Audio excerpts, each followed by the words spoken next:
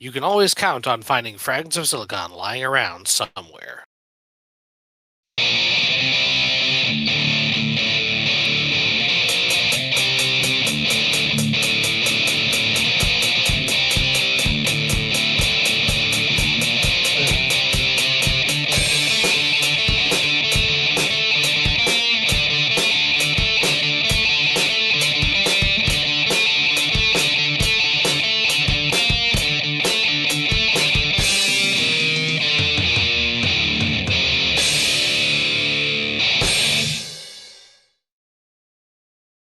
All right, welcome to another installment of Fragments of Silicon.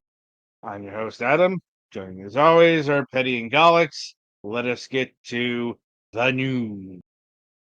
Galax, why don't you start us off this week? Not too much going on around here. Family was visiting again for the last weekend while my sister got car stuff taken care of. So that's was nice to have the kids around. Other than that, um, honestly, fairly low impact. Uh, the heck, other than that, fairly low impact week, I think. I have caught up with posting write-ups for the model kits that I have taken pictures of, but I still have a couple I've built that I haven't taken pictures of yet, because it was harder to take pictures while there were people here. Mm. So maybe I'll get that done over the next couple of days and then do another one or two. Uh, and then work on my next one that I'm actually building. Let's see. Was there anything else?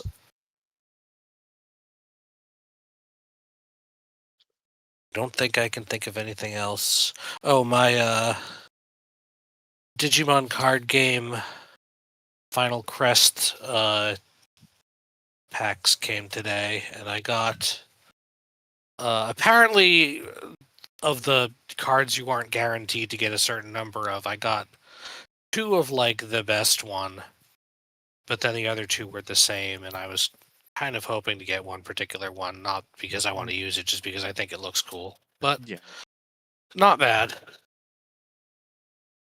Video game wise, mostly I've been playing Super Robot Wars Y lately, but still doing some Splatoon Raiders.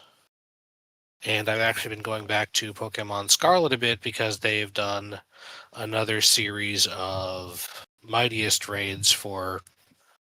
I think the theme this time is like new Pokemon from Paldea. Someday I'll finish Pokemon Violet.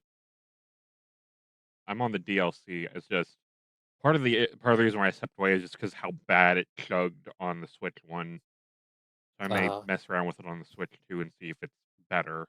it is better on the Switch too, sometimes distractingly, and I believe it's actually harder to shiny hunt in the higher proportion outbreaks that they have in Hmm. this game on the Switch too, because it can load more guys and there's more movement. Mm-hmm. But yeah, that's pretty much what I've been up to. The last one of those was Annihilate, and for being allegedly the mightiest Annihilate, I think it had a less obnoxious set than the existing 6-star raid that you can get any day. Mm. But this one is guaranteed to have all of its EVs max or IVs maxed, so that's something. Yeah. Yeah, that's all I got. So that means it's my turn. Yes. All right. Well, it's been another fairly quiet week. Dad is going to call the place who has the car and see where they're at on getting done with that. So hopefully he can get it back soon and then not have to deal with this again, hopefully. Um I went to the card shop in Kansas City over the weekend to play some Digimon, and I ended up getting 4th at the tournament, so yay. I'm not totally a scrub. So I had fun down there. I also ended up buying they had some of the, I guess they're called like advanced deck or something like that for the Gundam card game, because the new set has cards from G Gundam in it. So I decided, hey, why not? I got some extra store credit when I took 4th at the tournament, so it was like, I'll get one of these, you know. What's the worst that happens? I don't pull anything. I The cards look interesting. I don't know if I'm gonna play the Gundam card game just because I'm a little too far away from a card shop to try and do 2 card games, you know? Mm. It'd be one thing if one of the like, there's there's a new card shop in town that don't really have a whole lot yet, but they're also new. If they start carrying, like, um Digimon or Gundam, I may see about, you know, going to play there some more. But right now, the only place that really does Digimon is the shop in Kansas City on Saturdays. So that's, if I want to play, I still need to go an hour, hour drive out. So that's that's fun. We're still waiting to hear back on when they're actually going to do the store championships for this season, because for some reason they got pushed back and are just showing as to be announced on Bandai's website. So hopefully my store got in, and then we can see about, me making a day to go down there. That's partly the reason why I went over the weekend, because I need practice. Because the online simulator, well, the third party online simulator, it's fun and all, but I get too reliant on it doing like some of the automatic stuff for me. And sometimes I forget to handle that, which you can't really do that in a physical card game. So it's one of those, it helps to actually play every now and then. As far as gaming for me going, I've been on a Xenoblade Chronicles 2 kick for the last few days, just because one of my friends mentioned they wanted to try Xenoblade Chronicles 2, and I'm like, hey, wait a minute. I have that. Let me beat it first, and then I'll let them borrow it. So I hope I'm nearing the end of chapter 7, or else it's going to get real awkward. Because I'm not sure what more in chapter escalation they can do compared to where I'm I at mean, now. those games are on the long side. They are. I am almost at 100 hours. Granted, some of that I've just been grinding up some of the blades I've had, because one of the things that kind of sucks is it's hard to keep track of where all the monsters are you need to defeat in order to upgrade stuff, because there isn't a very good bestiary in game. So I need to have my phone on hand and, you know, do the Googling, because I haven't played it in a couple years, so I don't remember all the, earlier enemies are. So it's definitely one of those, just Google it. We have the technology. But yeah, that's been fun. I hopefully I can finish it soon, just so I can, let my buddy borrow it. And then I'm debating if I want to get Xenoblade Chronicles 3 or just wait for the Switch 2 version, because I can play the Switch 1 version on my Switch 2. So It's more of a, do I wanna play it now, or do I just wanna wait till December? Mm. But, yeah, that'll be something to look into probably next month, not sure yet. This weekend, I need to help mom get her oil changed because she's past due, and apparently because, there is a apparently her wages are being garnished because there was a credit card she never paid, so she now needs to borrow money from me to get her oil changed because fun.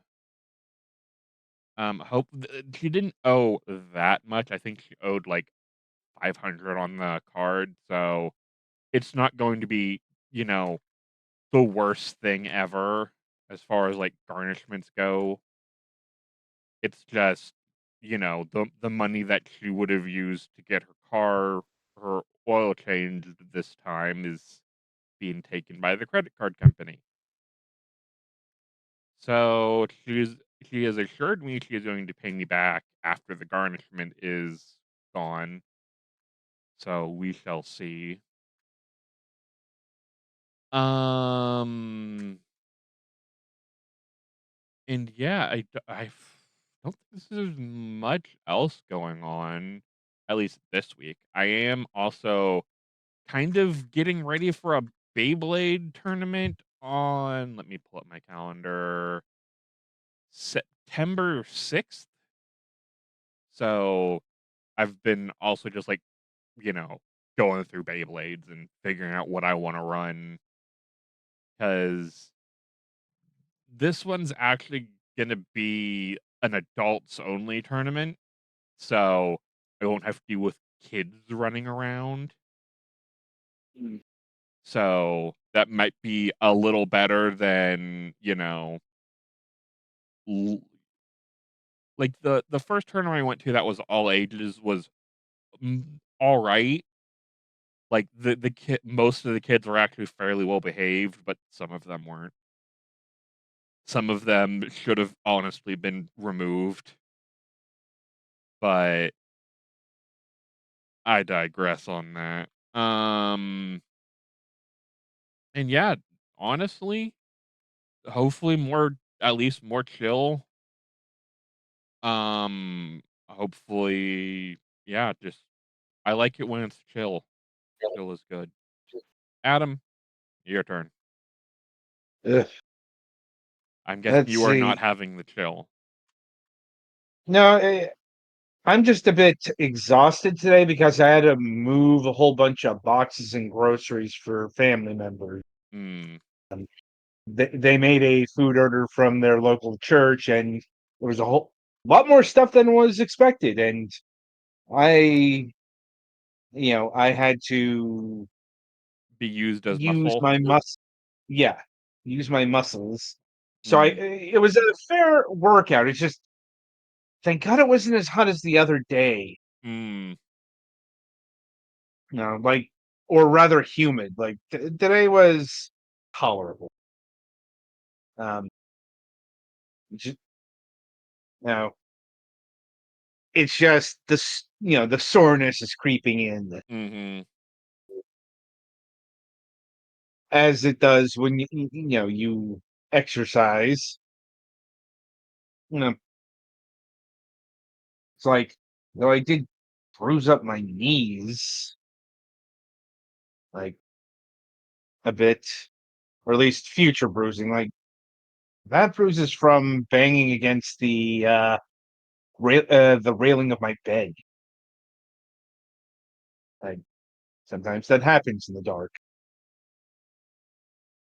Like anyway, outside of that, um, as mentioned last week, disposed of the old mini fridge, um, which went off mostly without a hitch, except for a bit of a finger injury. Thankfully, that's just about healed. I, in terms of gaming, let's see. I have formally switched out. Bayonetta with Blasphemous. That's the Uh, 2D Souls-like, right? it's a Souls-like Metroidvania, except it's not very Souls-like in its Mhm. combat. Like, it's a bit it's a bit Souls-ish, but once again, as somebody who's put in about 100 hours of Souls combat, it's not as methodical. Um, Mm. like it's got a few of the It's still tropes, like significantly more methodical than usual for a Metroidvania, though. yeah, but it is, you know, it's not as weighty as your typical Souls, or especially those who don't understand that the actual Souls games have different builds. Like you don't have to play the heavy armored character. Like the penitent one is a lot lighter on his feet than I would have expected. Is my point here, Well, you because gotta be for the platforming. yeah, I was about to say because this is actually very much a platform, not a to its detriment because this game has fucking death pits, bottomless Mm. pits. Which Metroidvanias usually avoid mostly. Yeah, I'm like not a And fan of that. if they don't, they're usually well marked. Because in the general, the main thing about Metroidvanias as explosive things is that below you isn't a death pit; it's more level. Right, not here. Like Yeah. No, actually, aside from being Souls, aside from having the kind of gothic aesthetic, actually, as part of that, the main thing about this game is that it's insanely Catholic, if I remember correctly. oh god, yes. Nope, pun intended. Like oh, it's very Catholic. I'm like not just in terms of iconography, but oh, the fucking guilt. I'm like you literally have to pray away guilt um at times. We interviewed the people who made that a while ago, didn't we? We did, but that was during the development of the last door. Oh Mm. no, I didn't say it. We I know we didn't interview them about Blasphemous, but I looked up I saw it was the Game Kitchen, and Yes, yeah, we but interviewed them. And but yeah, yes, they are of course Spanish. yes, but yeah, we had them on the program way back in the Talk Shoe era. And I Mhm. distinctly remember we talked about their criminally underrated adventure game series, The Last Storm. I forget if season 2 was out that point or not, but I definitely remember talking to the producer, the director of the Blasphemous games about The Last Door. Like the things that come up and you remember. But then again, if nothing else, the Game Kitchen's games are very striking. Uh huh. Like especially when you spend an hour fighting a boss that you're unintentionally doing it the hard way because one of their projectiles acts as a fucking volleyball. Oh, you play that game, and turns out the boss is really easy when you accidentally figure that out. Yeah, I'm not you got to telegraph it when you build it. Ideally, when you build unless you want it to be like a secret thing, you want to telegraph. Oh, hey, unlike most, either all projectiles in the game are reflectable, or you telegraph the ones that are. once again like there was a bit of an issue with that because it fired like big circular fireballs that and then there were the smaller fireballs that can't be deflected. But anyway, that aside, also have loaded up Soma. Um, haven't been able to put a lot of time into this one, Mm. mainly because Blasphemous has been absorbing most of the game playing time right now. Like, um, and of course, there's the games for review, which thankfully have been very light. Yeah. So, um, like lighter than usual, and one of them is a cozy game. Oh man. Like, I'll have more on that on Sunday, but it's like I guess these kind of light strategy, but not strategy sim games have their audience, but I'm not one of them. It's just like I like having more of a purpose than just putting down stuff. Right. I guess, yeah, technically there are goals, but and there is a resource, but it's all very simple and easy and automatic. But like anyway, that's about it for the news this week. So merrily we shall roll along to the interview portion of the broadcast. And joining us this week is Kit of Artificium Games. Hello. It's nice to be here. Nice to meet you all. Very excited for this. Good to hear. Good to hear. It's also nice to have you as well. Um, right then. So how we like to get started is we like to get to know the person, people behind the game studio, and all that sort of business. And we begin this journey by asking this particular question: what got you interested in video games, both on a personal and a professional level? I started being interested in making games when I first played Metal Gear 5 Phantom Pain. It's about what, 10 years ago? It really Yep. struck with me. It was the first time I had played like a triple A game that I was like, "Oh, this is like changing my life right now." I had always played video games like before. I started off with like Pokemon. That's how I met like my first best friend. But it wasn't until I played Metal Gear where I sat down, I was like, "I think I would like to be a part of making experiences like that." Um, Personally, that's where it started. Professionally, I started at a camp, I suppose. That's where my journey started, and it led me up through like um getting a college degree in game design, and then doing some internships, working freelance, until finally I was like, you know what, how about I just start my own thing, because it's something I've always wanted to do, and that's how I've ended up here. Okay, so you've essentially been starting in the indie scene. Hmm. Yep. Okay, fair enough. Um, I suppose it's worth asking, did you ever feel the pull of working at like one of the big publishers? I think everyone has that pull eventually. Like you want to work at like a studio that sort of inspired you to play games. Like for me, it would be Kojima Productions or Arcane, as it was, because those games were also a big part of my game design journey. I think anyone who's been paying attention to games right now would know it's a little bit rocky. And even if you want to get into it, getting a seat at the table right now is kind of tough.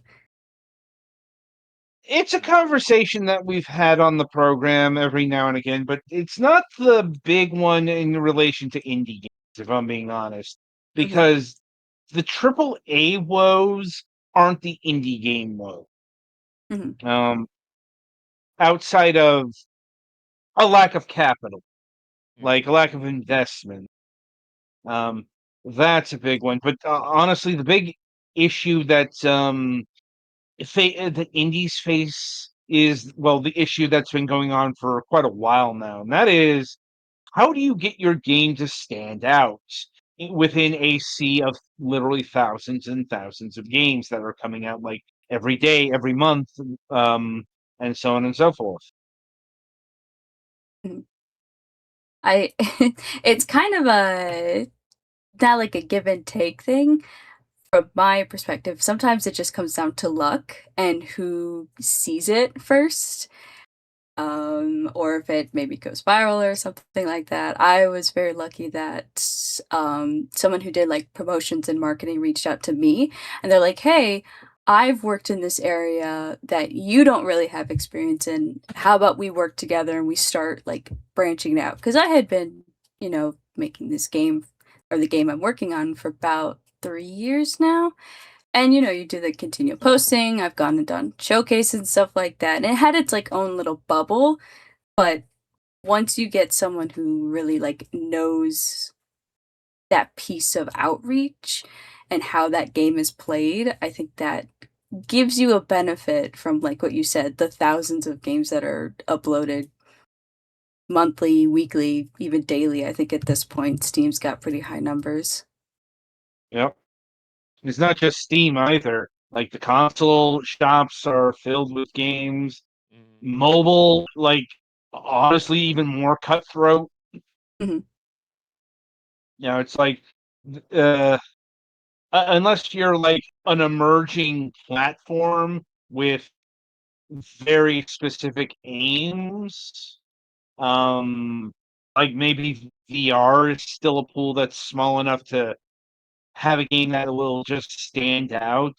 I honestly, it's hard to say because VR has its own issues. But just general digital storefronts are crammed with all these games of all shapes and sizes. Um, Mhm.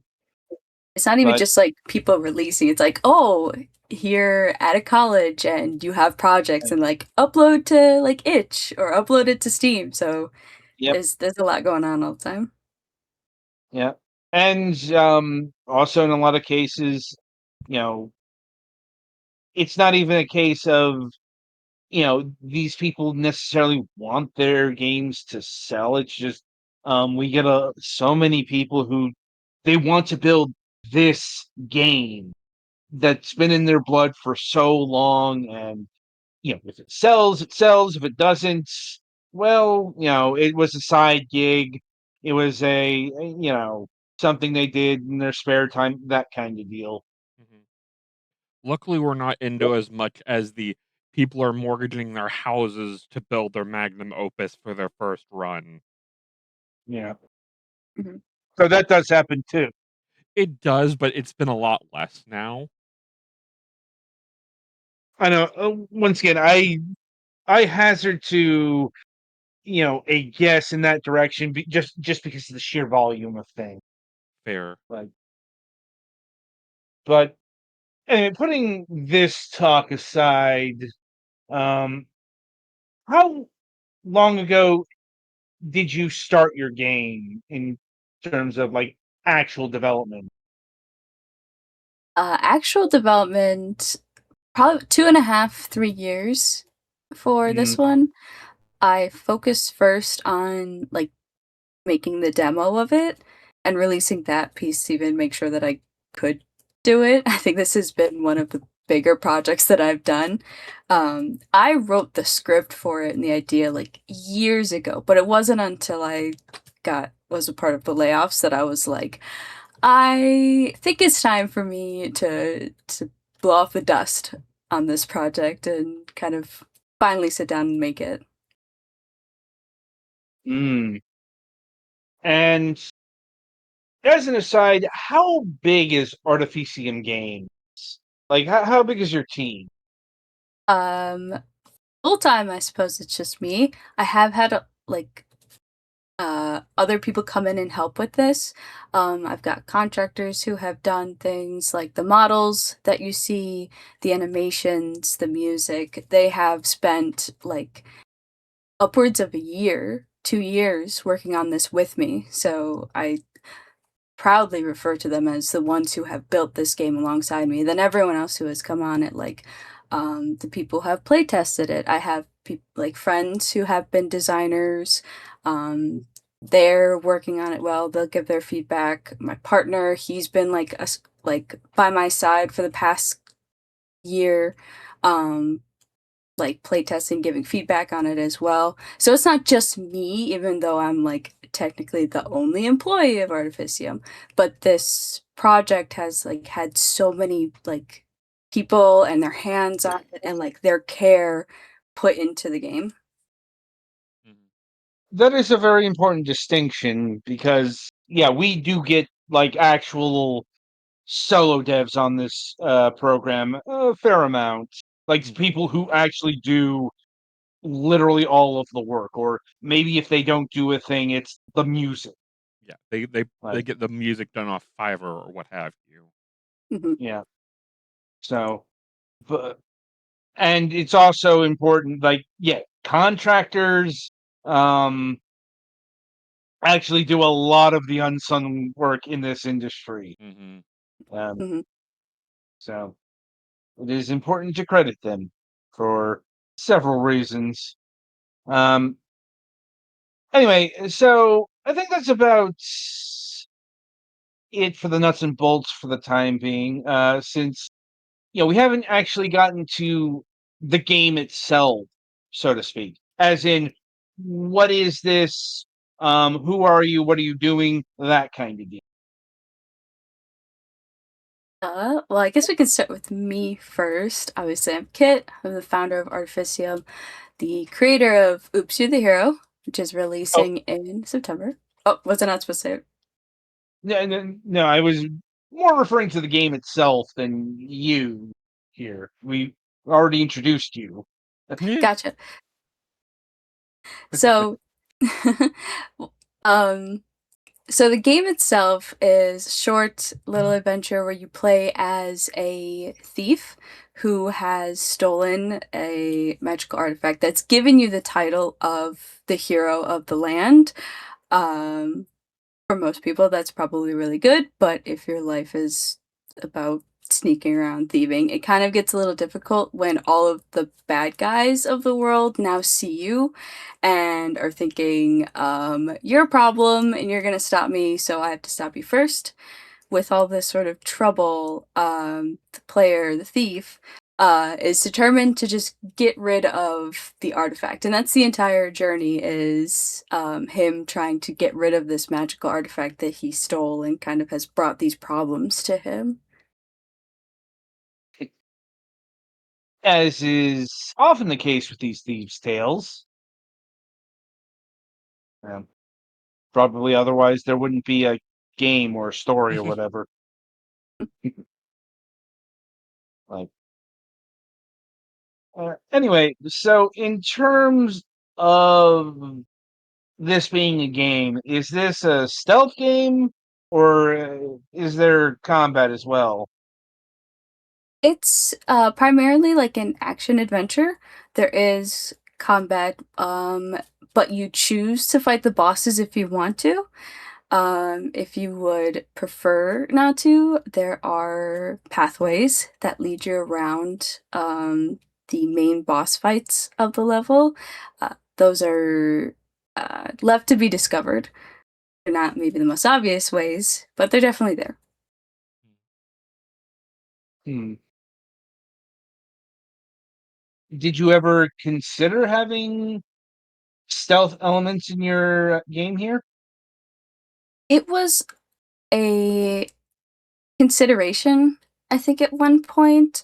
Um, but because the game is on the shorter side, it really was a determination of like how do I want the player to sort of go through this and their play style for it.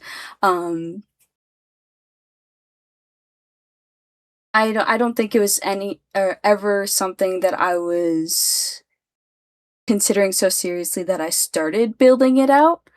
Um, It sort of feels like, I don't know if you've ever played like old Dragon Quest games, but where you walk up to it and you understand that like, hey, this is where the boss fight is because they're so large and they're filling up the screen.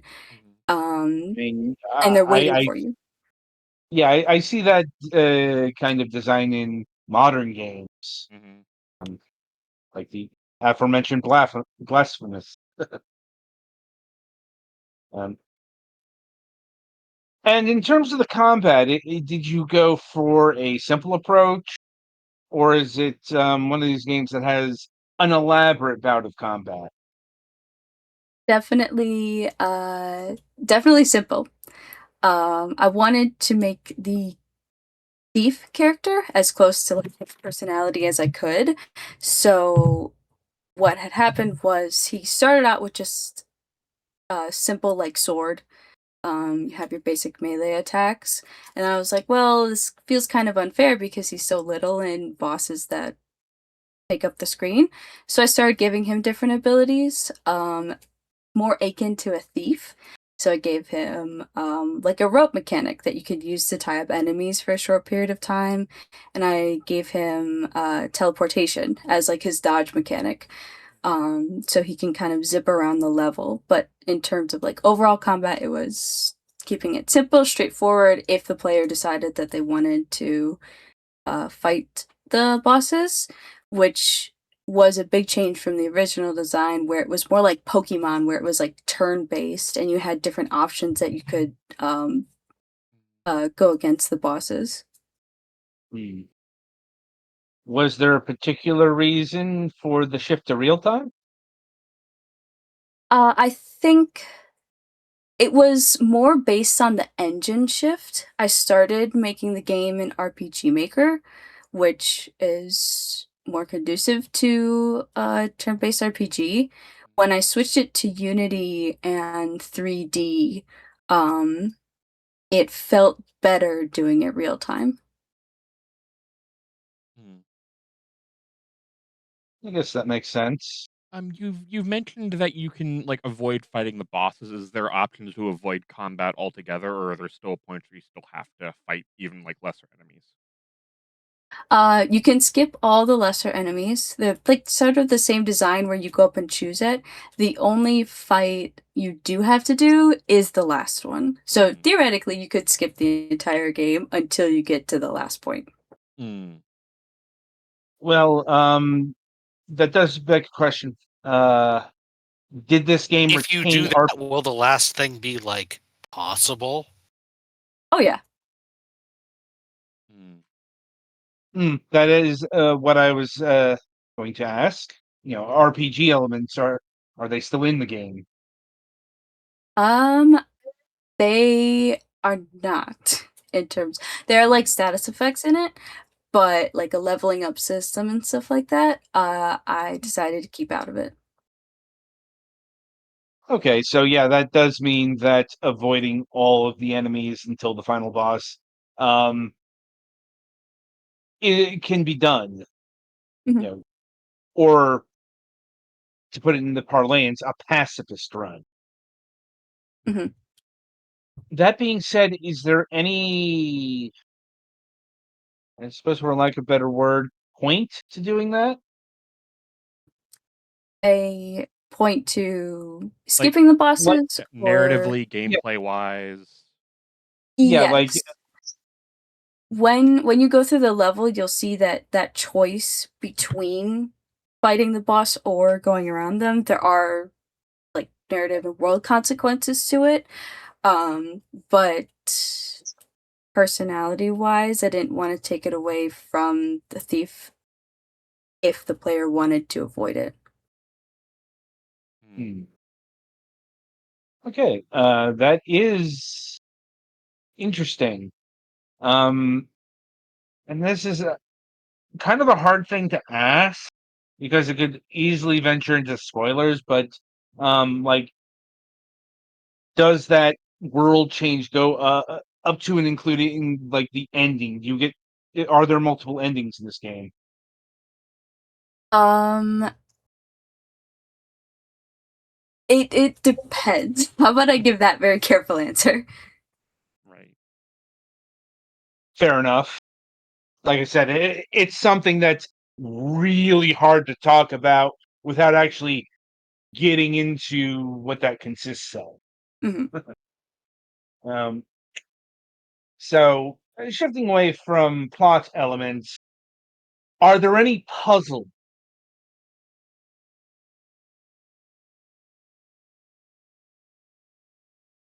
Uh, Maybe not puzzles as much there is scavenging and looking Hmm. for clues. There are hidden elements inside of it, but it's not like a Tomb Raider game where you're moving and adjusting things. Hmm. I'm thinking more Zelda. you know, where you like have to push a block to a certain point and it opens a door, that kind of thing. But if those are not in the game, so be it. Anyway, and in terms of collecting, are there like hidden collectibles, optional collectibles that can be gathered? Yeah. Both hidden and optional. They aren't like required.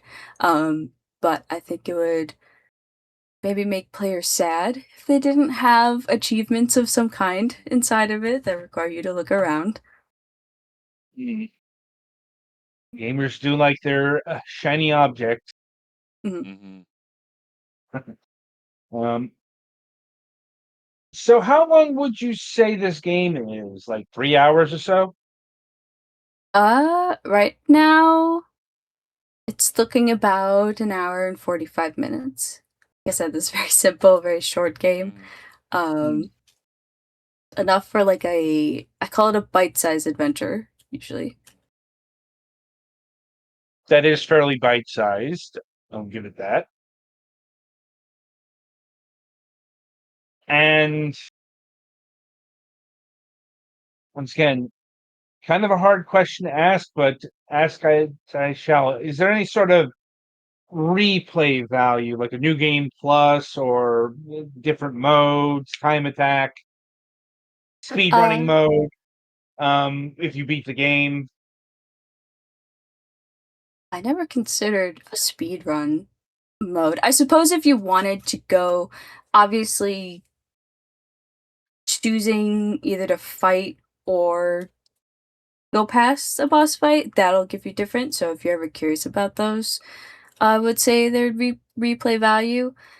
But if you're looking for to play this game forever and ever, I wouldn't say that that's uh I don't know, unless someone really enjoyed the game. So it's probably safe to say that it's a one and done. Hmm. Maybe two, depending on how you feel about the past options. Right. And once again, how far along is this game, or rather, what is the state of completion in your estimation? I mean, it's sitting pretty right now. It's playable from beginning to end. Right now, it's in its polish phases for the next couple weeks. Hmm. That's good to hear because this game is slated to come out not too far away from the broadcast date here. Um, according to Steam, about 3 weeks from now. Yep, definitely Right. glad that it's in those last phases. Uh, how nervous are you about the launch? Realistically, it feels pretty calm. All I have to do right now is finish it up and press that big green button. Maybe maybe on a more spiritual level, I can say terrified. This will be the first release of mine. Maybe this big and this polished. It's just maybe what comes after that you're like, oh, this is the first time I'm doing this. I wonder what's gonna happen. Mm, I suppose that it is worth probing a bit. Have you given any consideration as to what comes next, or been solely focused on getting this out the door?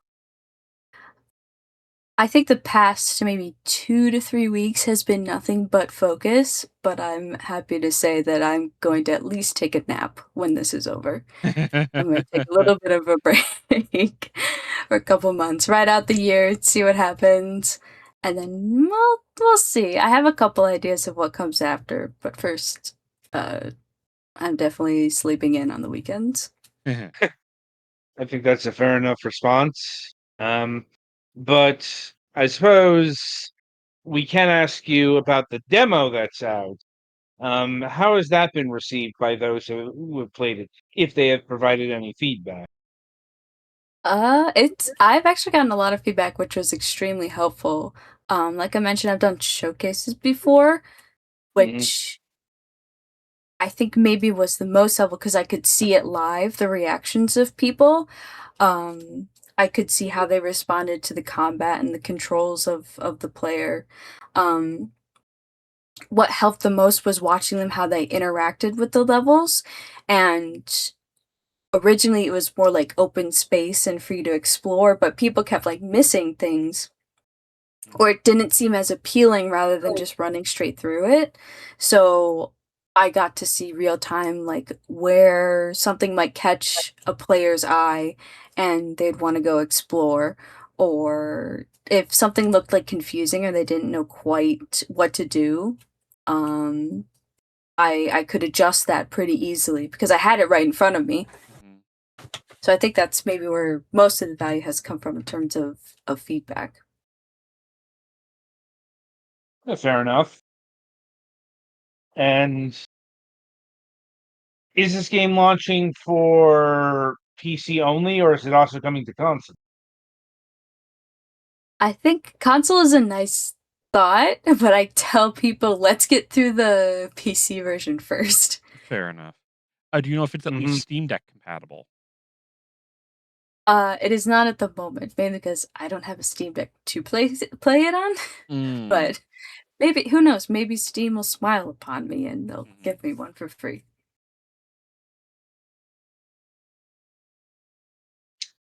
Fair enough. Couldn't speak to that. Um, I suppose my final question here is, how much is this going to cost when it gets released? Right now it's slated for about $4. USD, I'm guessing. Yes, yes, yes. Okay. Any sort of discount on release? Oh, possibly, yeah, Okay. as a celebration. Mhm. Yeah. I guess my last Yeah. question is: you mentioned this game originated as a turn-based game. Does that still kind of exist ephemerally somewhere, like as a possibility down the line, or is it just kind of gotten rid of? Like, would you be thinking about possibly doing the turn-based version of this at another point in time, depending on how this game goes? Oh, that's interesting. Maybe the turn-based idea came with like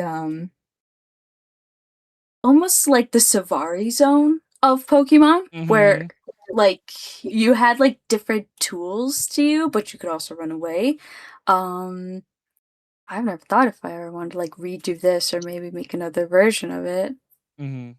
Maybe. I mean, the world is ripe with possibilities. If the masses demanded Mhm. the RPG version of this. Fair enough. Right. I think that's it from me. All right. Gulix? I think I'm good. I piped up when I had something. Okay, fair enough. Well, Kit, I wanted to thank you for taking time out of your schedule and being with us here today to talk about your game. Um, it's been a very enlightening conversation, and we wish you the best of luck with your launch in 3 weeks. Yeah, of course. Thank you so much. We're crossing our fingers that everything goes smoothly around release. Indeed. All right. Yeah, thank you so So the much. game. Yeah. mm. So the game is Oops, You're the Hero. It is coming out on September 15th, 2026 at a price of $3.99 or $4.99. 4. Okay. At a price of $4.99. It currently has a demo available now for you to try. So be sure to go and download that and wish list it today. Petty, play us to the next segment.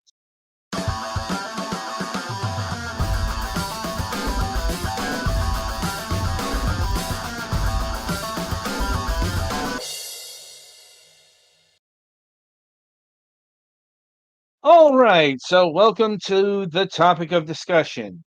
So this week we are talking about Halo. Specifically, we are talking about Halo Combat Evolved.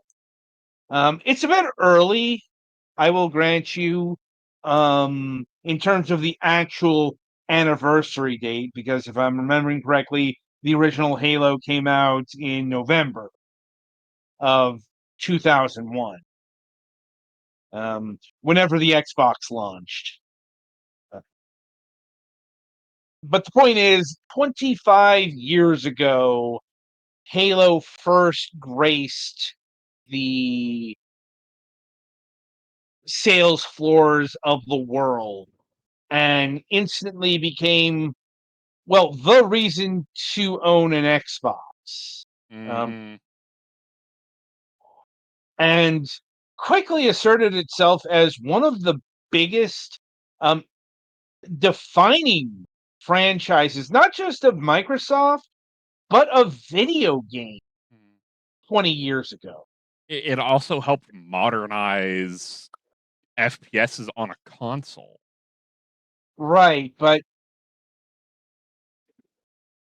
you have to take a step back at just how far Halo has fallen Mhm.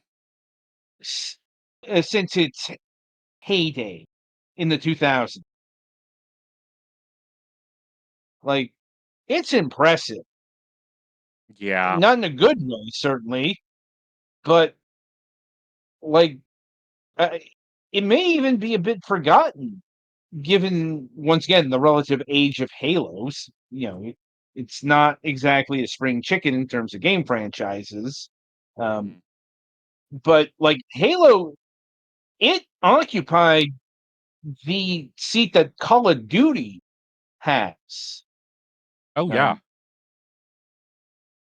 I at least like remember during the getting in the Halo Call of Duty arguments back in high school. yeah, I gotta admit that was a bit after my time in terms of the schoolyard. Well, you figure I was at the appropriate age, you know? 'Cause Right. yes, Halo is marked as mature, but it was very, like, a lot it was It a was mhm, it's it's known that Microsoft pushed for an M in mhm. order to help the marketability of Halo. But let's be frank, it's a very teen-coded game. Right, that's what I'm saying. Yeah, Like, it's barely an M.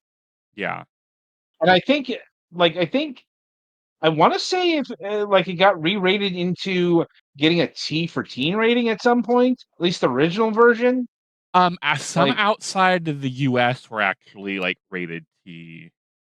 I wanna yeah, say that Japan, may be what I'm it thinking. at the teen equivalent. Right. That may be what I'm thinking of here because yeah, it was a very ironically corporate decision to have this game coming in at M for mature Mhm. because it's meant for the adults ostensibly. I mean, granted, you also Once have to again, think about the era this came out in. oh, I know, I know. I was there. Mm. I was there too. Um, but that's the thing. Like, so much of the conversation around Halo, specifically Halo multiplayer, was over those goddamn teens playing it all the time. Mhm. Because, teenagers, I'll get to the thick of it here. We're known for being very racist, very sexist, um, very angry over the chat. This is a bit later because the original Halo, at least the Xbox version, did not launch with online multiplayer. Right. And it The also original Xbox was not automatically like internet compatible, was it? it I guess it had some services, yes yeah. and no. It used You could use The GameSpy. here's the thing: the Xbox didn't have online capabilities until the fall of 2002. The hardware was Um, there. The Xbox Live service was not ready at launch. That's what I'm saying. Yeah. And thus, there was no online multiplayer coded into Halo Combat Evolved until the PC version in 2003. Right. Like, and even then, like the initial PC port of Halo Combat Evolved was kind of not good. It got better, but yes, the original version on disc was not good. I mean, kind of owing up to Gearbox there, from what I understand. Yeah, Gearbox dropped the ball. You know, I've also heard not good things about their multiplayer maps. The Halo 1 multiplayer maps were all right. I wouldn't say they were the best the series that they're done because Halo 3 exists. But Halo 1 was passable. Most of the issues Halo 1 had was with the spawn system. It depends. Like, oh God, what was it? Gulch. Like, I've played that map with 2 players. Like, if you wanna sleep aid, play that big ass map with just 2 people. That's kind of the thing. They weren't made for 2 people. These I know. were most of them were made with um either large format Slayer or team-based combat in mind. I know that was my first experience with Halo. Just 2-player multiplayer in this big map that was clearly meant for like 8 or 16 people, and just being very bored because there wasn't a lot happening. Right. Anyway, but getting back to the legacy of Halo, even with the tarnish it's been gathering in recent times, Microsoft very clearly views it as some sort of a big franchise still. Well, like Not the sure how. original games are still very good. Well, let me finish the thought here. Because Microsoft has seen fit to basically do a celebration of the original Halo this year. Because they have properly remade the game. Not whatever the fuck the Master Chief Collection was supposed to be. Yeah, that was a rushed fuck job. Like, and I know, unsurprisingly, in fact, the most predictable thing out of it is the Halo community is having problems with the new remake. I'm like, stop me if you've heard this Yeah. one before. I mean, to be fair, they messed with stuff they just shouldn't have messed with. They could have left the game be as it was and been better off for it. I don't I'll be honest, I don't think that was an option. Like, I get why they decided to futz about with things this time, because they already did that. That's what the Master Chief Collection was supposed to be. It was supposed to be the same game, just with, at the time, shiny new HD graphics and all that stuff. You know, that there were a bevy of problems was kind of an unintended effect. But my point is, Halo Combat Evolved Anniversary is that game just is the original game with newer graphics. Maybe some performance things or whatever. The point is they didn't add enemies, they didn't change things. That's what they did for Campaign Evolved. Like they have changed things quite substantially in order to get Halo Combat Evolved to line up with the sequels more. Like the big one is the captain of the what is the name of the ship? Pillar of Autumn, Captain Keys. Yes, there we go. But he dies in the original Halo game. Mm-hmm. Now he doesn't, or he dies later, or something like that.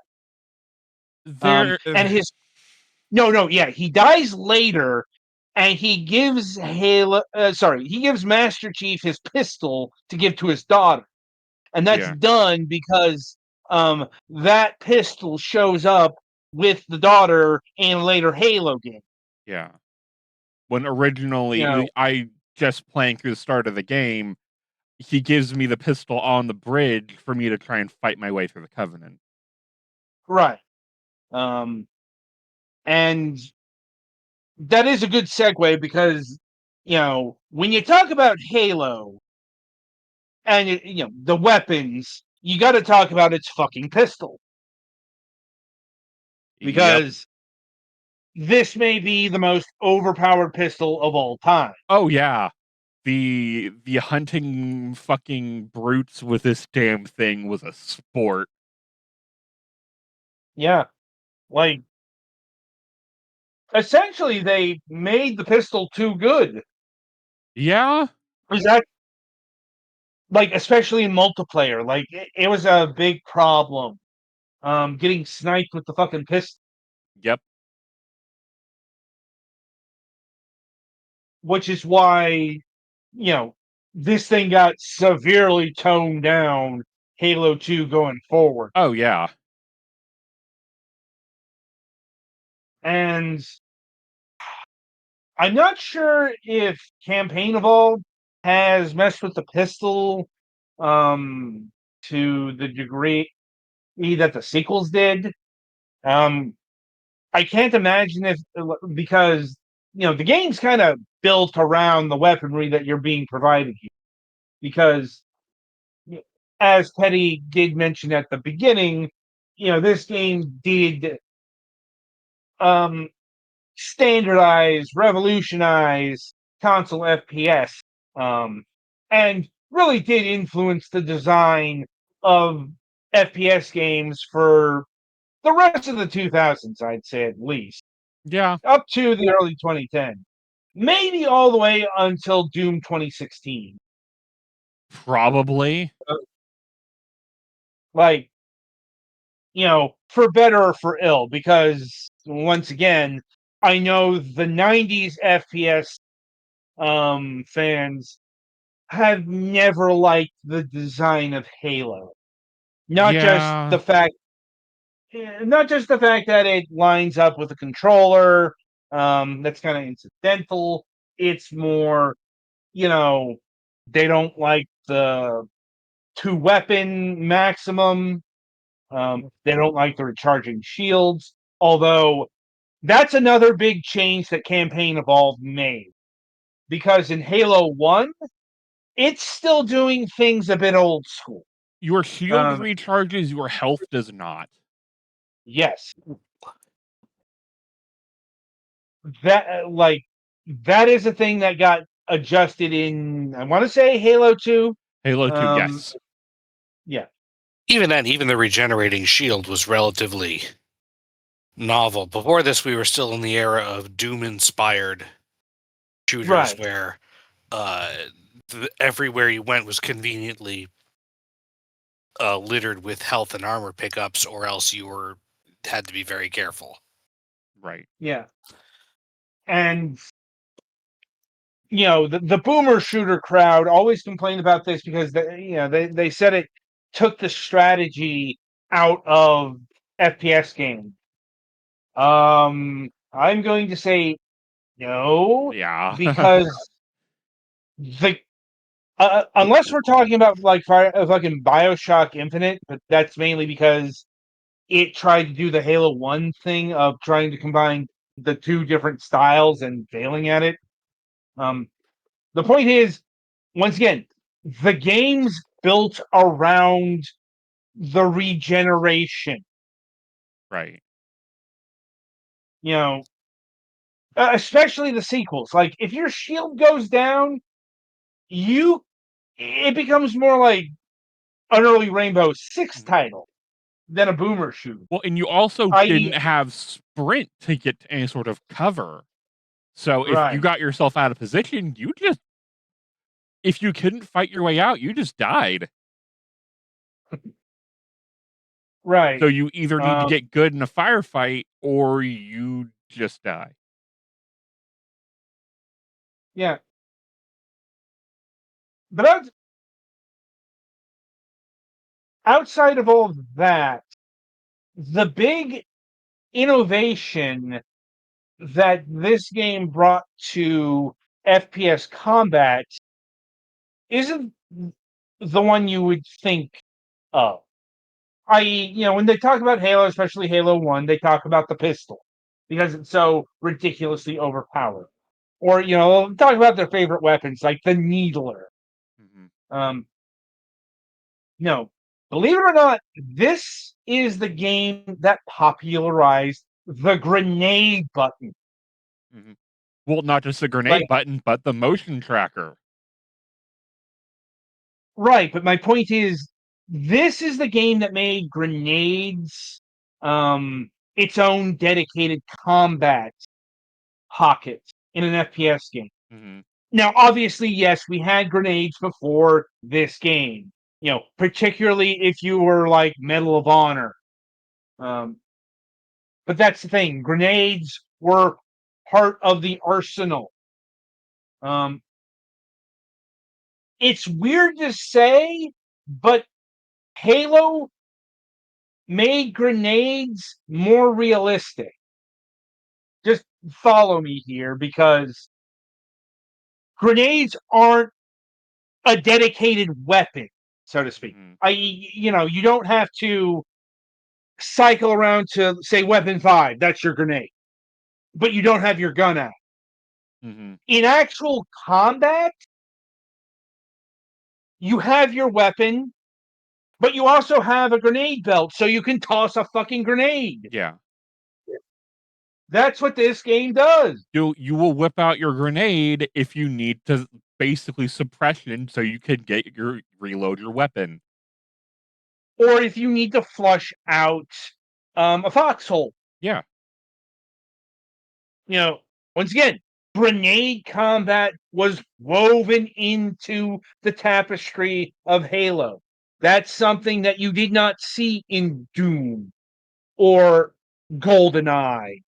Most FPS games. Once again, if you had grenades, they were part of the arsenal, or they would be like in your World War II game.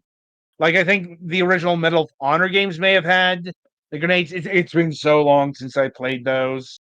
I don't honestly remember. Or you just had a grenade launcher. Yes. Yeah. But that's not the same thing as having a grenade. Like, the physics of a grenade launcher, even in like video games, is different than having a grenade. Okay, because you can because when rocket propelled grenades explode, it's usually on contact, like maybe a few seconds, but you can't use them as strategically as regular old grenades.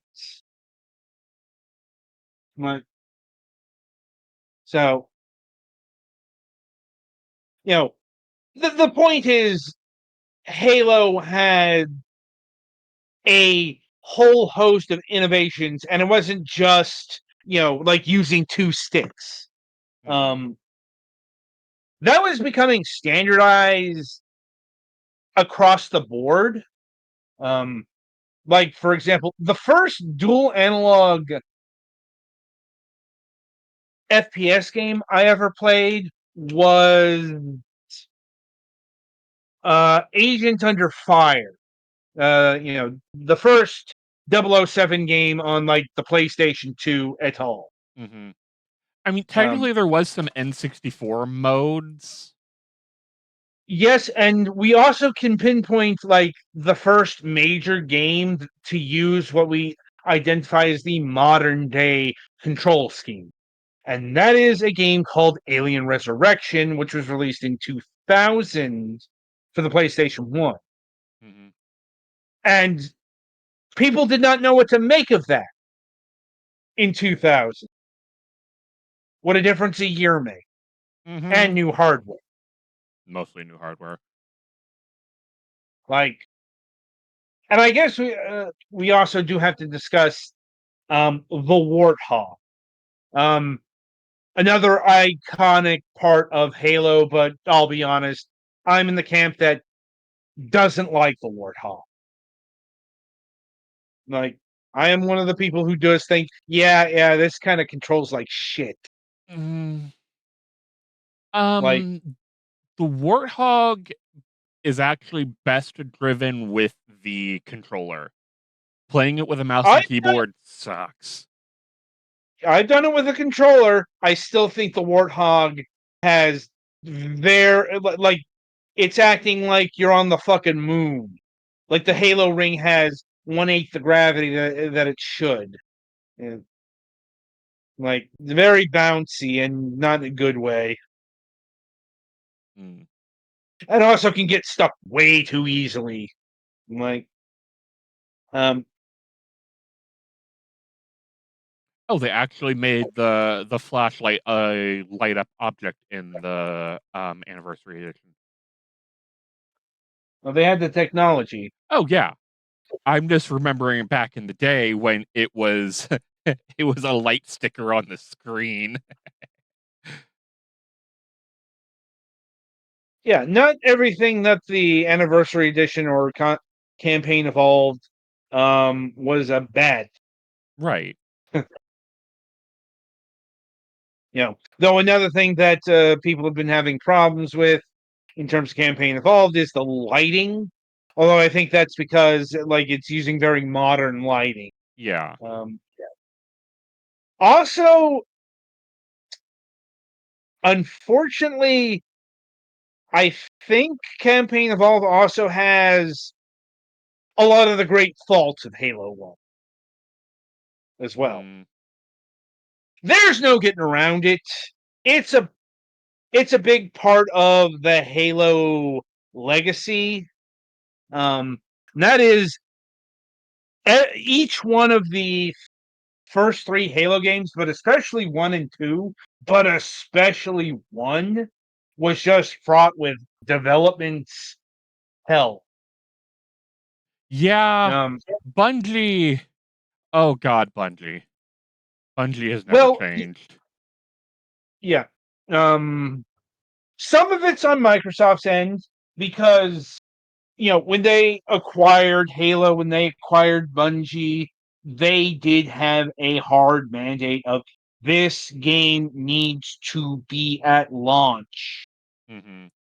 Come hell or high water. And they only had the greater part of a year to really build the actual game. But a lot of that comes from the fact that Bungie just, quite frankly, did not know what to do with Halo until about the 10 o'clock hour, let's say. Yeah, wasn't it originally supposed to be a marathon sequel? I'm not sure about that. I don't think it was ever supposed to connect to Marathon, but it was supposed to be a real-time strategy game at first. It's almost like it's all but forgot. Exactly like it isn't. Well, here's the thing. They had their row at that later. Back when Halo was first being developed, Bungie was actually best well known as a maker of RTS games, specifically the Myth series. Because those games actually released on PC. Marathon, only the second one released on PC and did no business.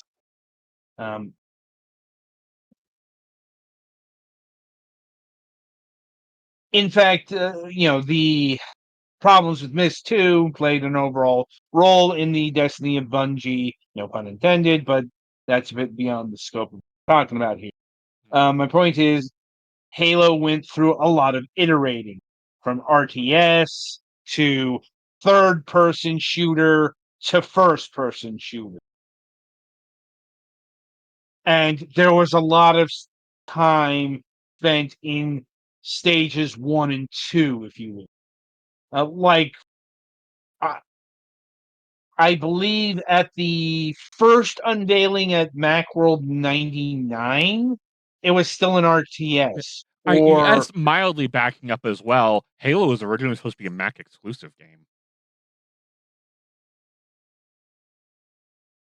It wasn't until Microsoft got in the picture where it was for, the PC/Windows, or not PC/Xbox.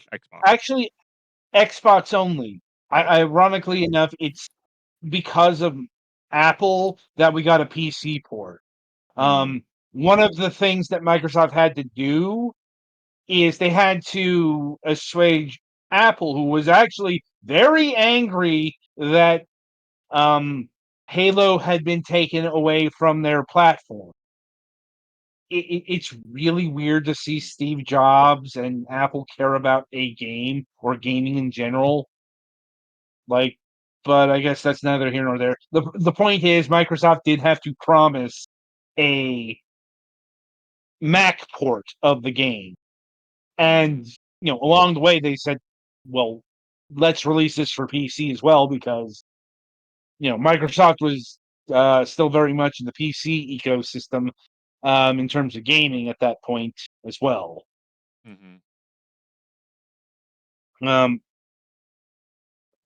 But getting back to the core here, there's no denying that the development woes hit this game hard.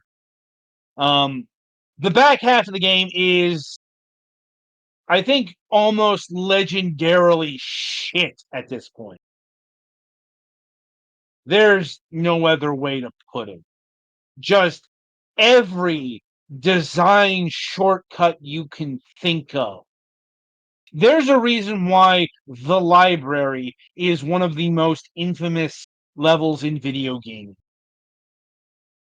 Because it's an hour of endless copy pasted, and I mean like actual copy and pasted environment.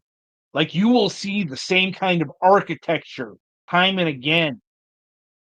And all you fight is the fucking flood over and over and over again. It's just a dull monotone the whole way through, and it's not the only level like that.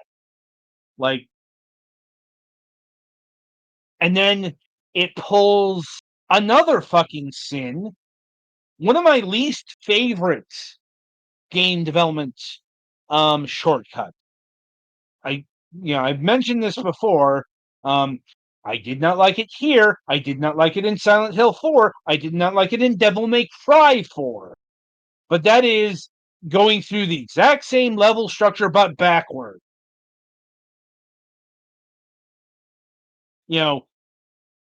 I get why it's here.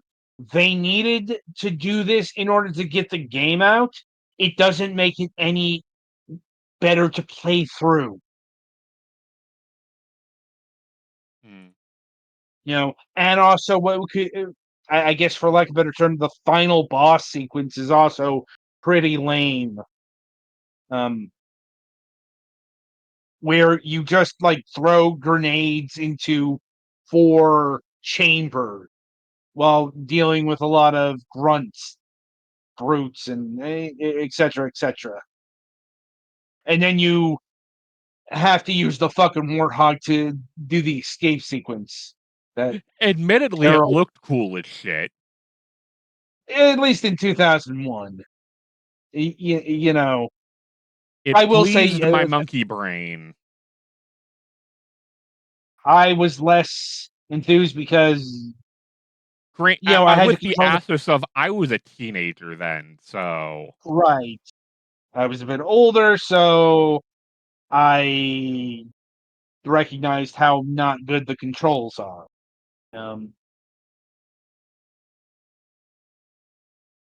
And I think that's a good rounding of the legacy of Halo Combat Evolved. Maybe we'll talk about Campaign Evolved down the line when, some of us actually play it. I'm just not spending $50, $60 on a game that I already own. Oh yeah. Nor am I paying for Game Pass. I You got may too much get shit. Game Pass at some point, but at the current point in time, I already have like 3 different copies of Halo 1. Yeah. I'm not buying it again. Anyway, so yeah, I think that'll about do it for this topic of conversation. And indeed, that brings us to the end of another episode of Fragments of Silicon. So, coming up on the week ahead, we do have a new episode of Moonhawk Studios Presents coming up in about 15-ish minutes. It's a guestless episode, so the time, it's a bit looser now than it is when we have a guest. Like, that being said, on Friday, August 21st, we'll be welcoming Philip Slavlov of Wise Up Games. They are currently developing the Tower Saga. There's no the there. People actually get weird about that kind of thing.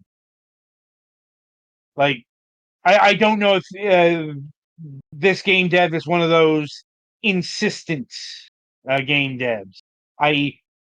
Don't call it the Tower Saga. It's just Tower Saga. Anyway, guide humanity by building grand towers in this 3D match 3 falling blocks puzzle game. Recall the greatest tale of them all and witness the wonders of the ancient world in Babylon, Egypt, Atlantis, and much more. We don't get a lot of falling block puzzle games these days. So, always interesting when one crops up. So, look forward to that on Friday. Hopefully, the footage will be sent by that time, but in case it isn't, we do have the demo on standby. Anyway, and coming up on the Sunday reviews, we'll be having reviews of Verde, Mechaconda, Oaken Tower. Oh, no, wait, that's an impressions video. And Cats. So until next time, I shall wish you good gaming.